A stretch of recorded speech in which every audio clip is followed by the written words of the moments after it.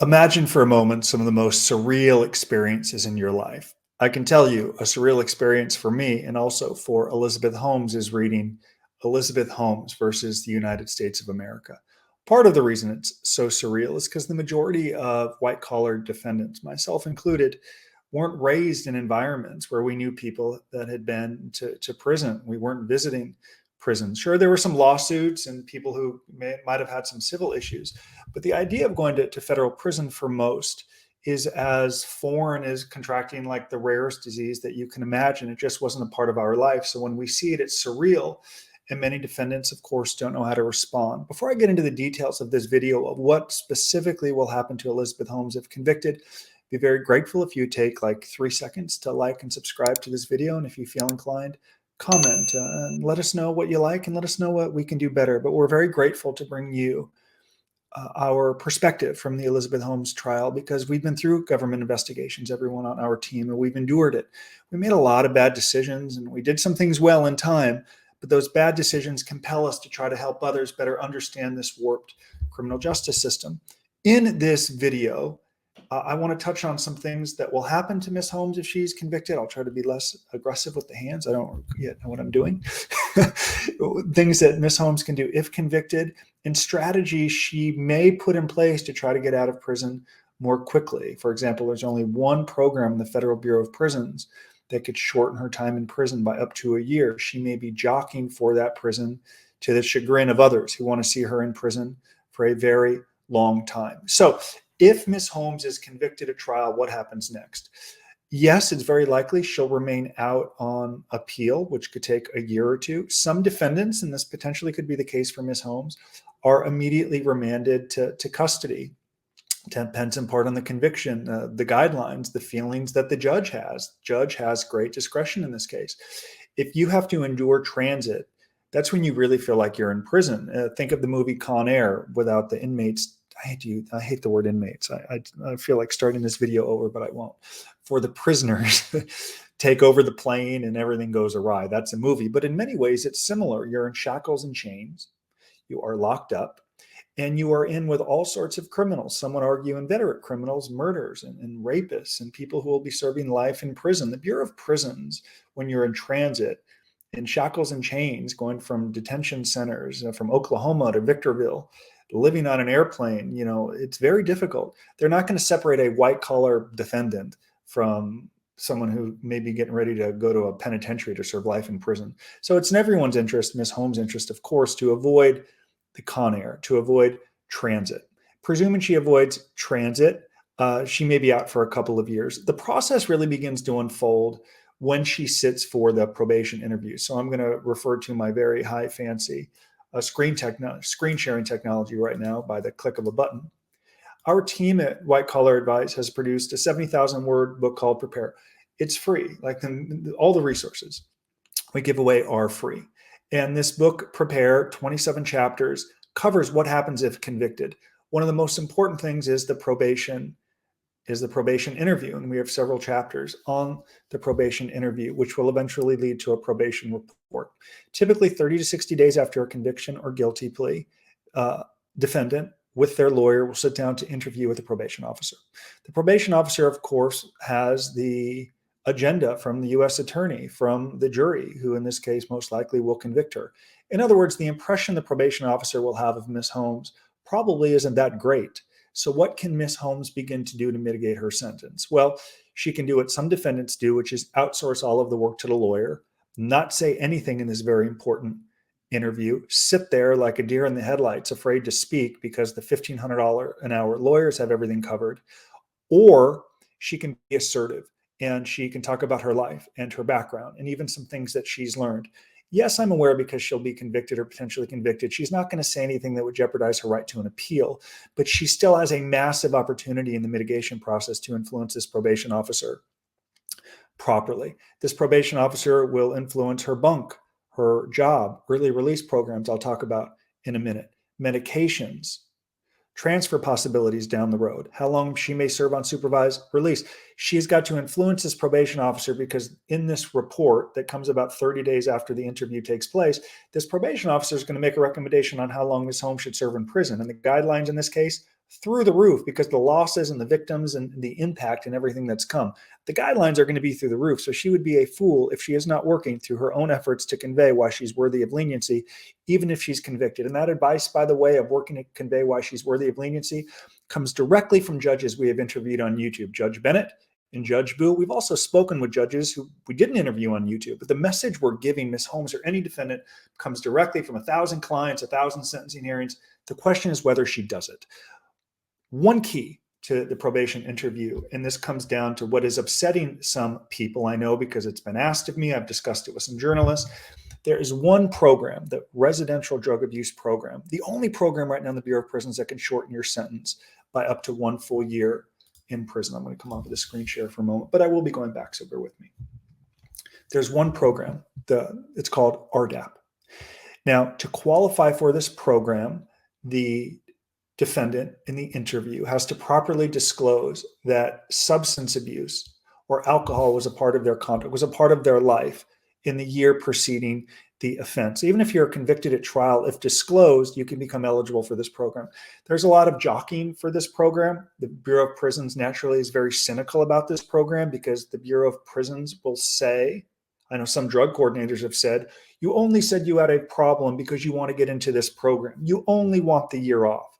So there's a lot of jockeying for it. There's a lot of cynicism around the program because it's such a big deal. It could take a year off of her sentence if she discloses some history of drinking or substance abuse in the probation report. Do some defendants lie and say they have a problem? Probably. It continues to go down a bad road of bad behavior, not correcting any bad behavior. We never encourage someone to lie to a government official, but certainly some defendants do. I don't know if Ms. Holmes will. I'm simply articulating to you what happens if she's convicted at trial. She's going to sit for a probation interview. And in that interview, besides background and any medication she takes and any injury she may have and family background, they are going to ask, do you have any history of substance abuse?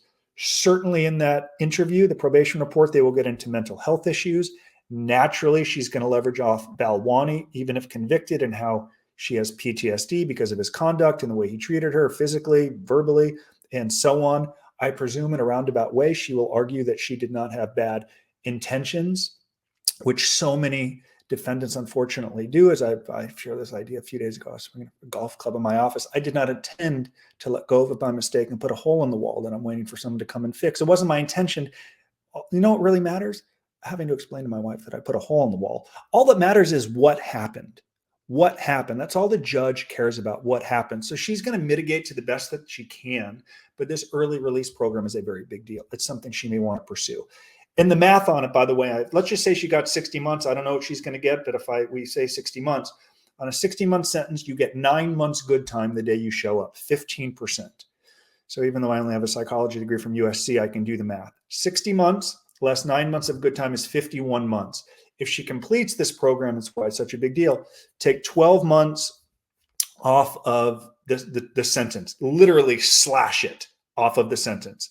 51 less 12, 39. Now she'll probably get 1 full year in the halfway house.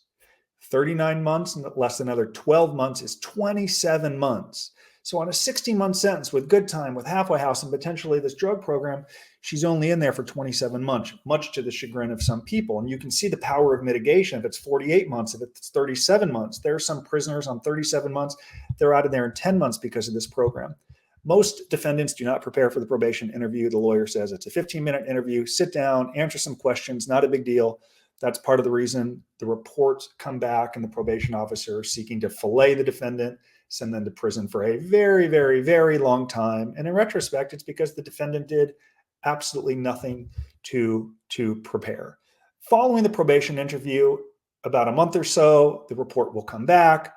She will review it with her lawyer, potentially create some objections and clarifications. The probation officer may or may not take those corrections and clarifications, but it's essential for any defendant to get errors in the probation report on the record with hopes they are taken and put into the ultimate record, the ultimate report. If the probation officer doesn't agree, the defense at sentencing can argue for these changes and the judge can rule. Objections are very important.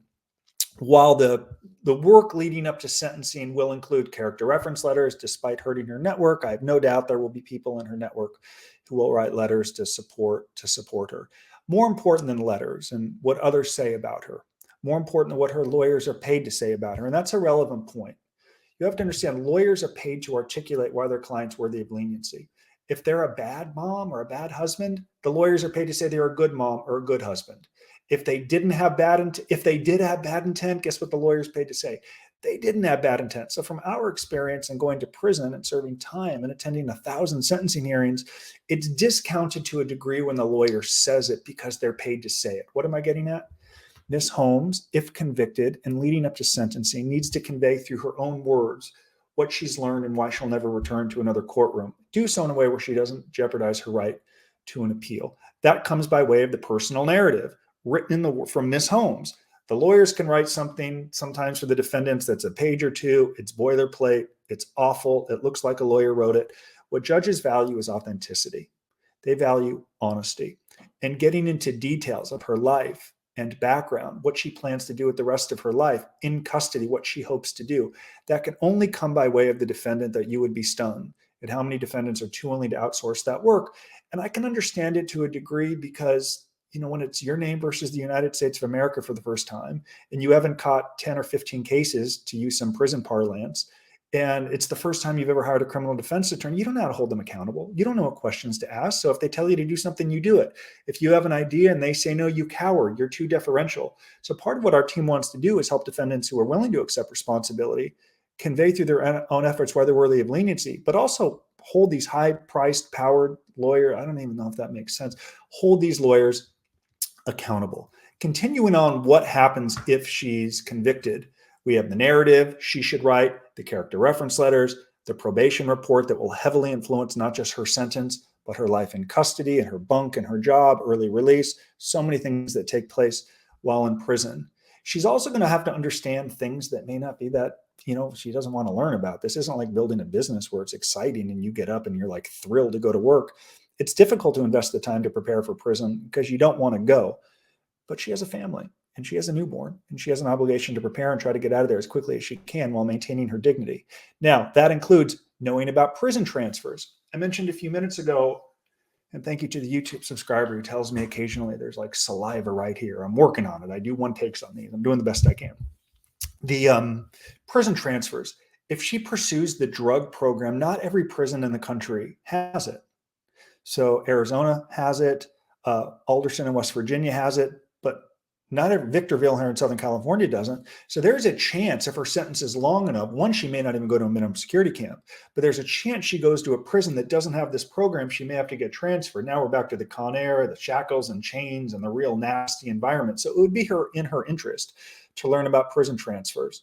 Continuing, disciplinary infractions. Let me tell you what exists in these federal prisons. iPhones, hundreds of them, drugs, vaping pens, cigarettes, marijuana, inmates, sleeping with staff, inmates not following the rules, not doing their job, going out. I mean, a lot of things can happen inside of these camps, and it's a warped world. Even doing a three-way call can send you to the hole if the person you're three-way calling is not on your approved phone list. A lot of people don't have intentions to use an iPhone or do drugs, but they do something they think is benign, and they end up in the hole for 6 months, and they come out looking like Casper the Ghost.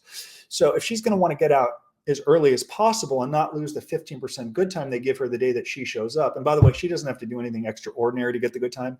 They give it to every prisoner when you show up. You can only lose it if you engage in disciplinary infractions. So if convicted, she needs to understand disciplinary infractions and not make decisions that will keep her there even longer. Continuing, job details in federal prison.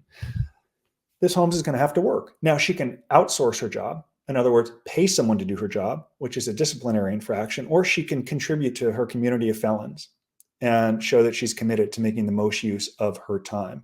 So after she surrenders, she will be given I have $1 left. She will be given an ID like this. Look at these chubby cheeks the day that I showed up. My last meal was at Carl's Jr. about 90 minutes before I went in. I ate like I had a date with the electric chair. I had no idea how good the food would be in prison. She's going to get an ID like this. On the back, there's a scanner, and every time she shops in the commissary, she runs it to see her balance. So she's going to get adjusted. She's going to get an ID card. She'll remember her number for the rest of her life, like I remember mine, 444991112. Now, after she's adjusted and cleared to work, what type of job will she have? Now, she could find a job that's an hour or two a day that allows her time for introspection, to write. I presume she'll have a book deal.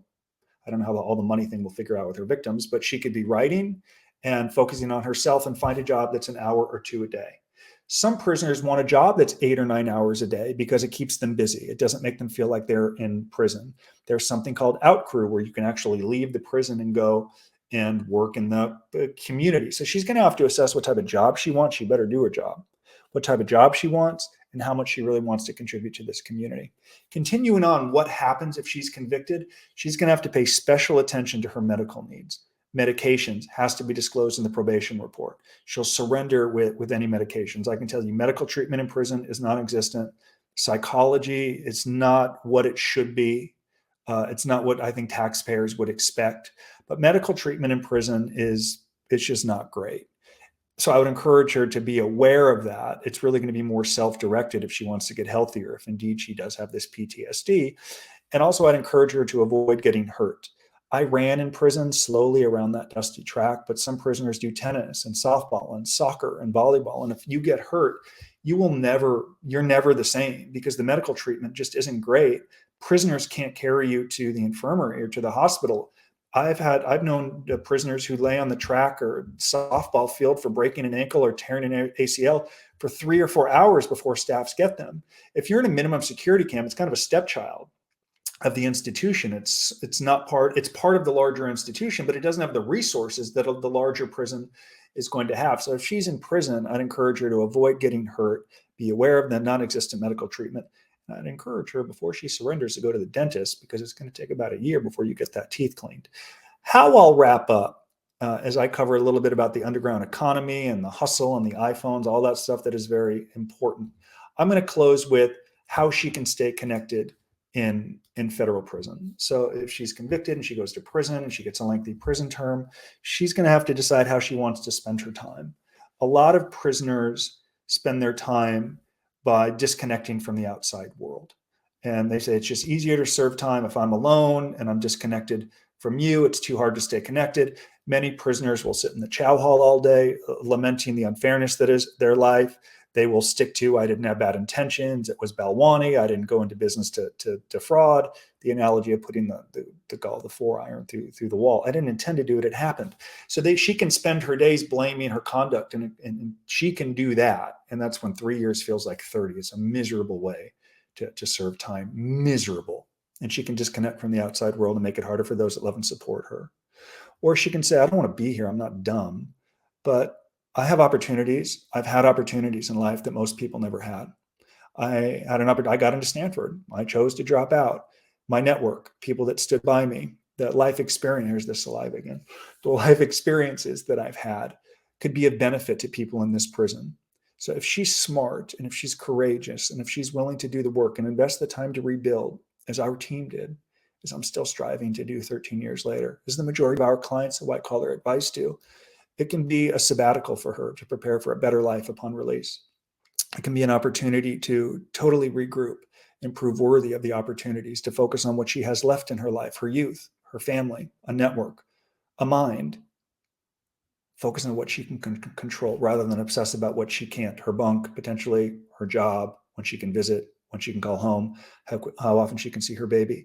So I beseech or beg any prisoner, including Elizabeth Holmes, if in prison, to try to use the experience productively, to give back, to be of value to others. And not only could that endear you to staff, which could compel staff to give you more halfway house time, could compel a probation officer to let you travel more freely on probation. I was out of prison a week. My probation officer let me travel to DePaul University in Chicago to lecture because he said I had earned it. I had created a record in custody that proved worthy of the opportunity to go. So if she's convicted, it's going to be tough. It's going to be harder on those that love and support her. And because she had the courage, as some would say, to go to trial, the sentence is going to be significantly longer. She's got to own it. And this proverb says, the best time to start preparing is 20 years ago. The second best day is today. I would encourage her to begin preparing and to not surround herself with yes people who tell her exactly what she wants to hear, because if you go down that road, you don't have truth tellers around you telling you there's a likelihood you get convicted. And this would be the time to begin mitigating, to think about that probation interview, to think about the letter to the judge, to think about the prison that you're going to go to think about what you'll do in custody. And if and when she could begin to do that, the healing can begin. And the healing would really commence or begin if she finally could stand up and say, I would do things differently. I accept responsibility. And I think other people will have more respect for her and get her on a path to reconciliation, to a better future in life. If she could finally stop blaming Balwani, stop saying, as the lawyers did in the opening argument, she did not have bad intent. At some point, she's going to finally say, I knew better. To that end, I know better than to continue to ramble and go on and on and on. So if you find value in this video, please like and subscribe. And I hope you found value in providing our expertise or experience in what will happen if she is convicted. Thank you so much for your time. Bye-bye.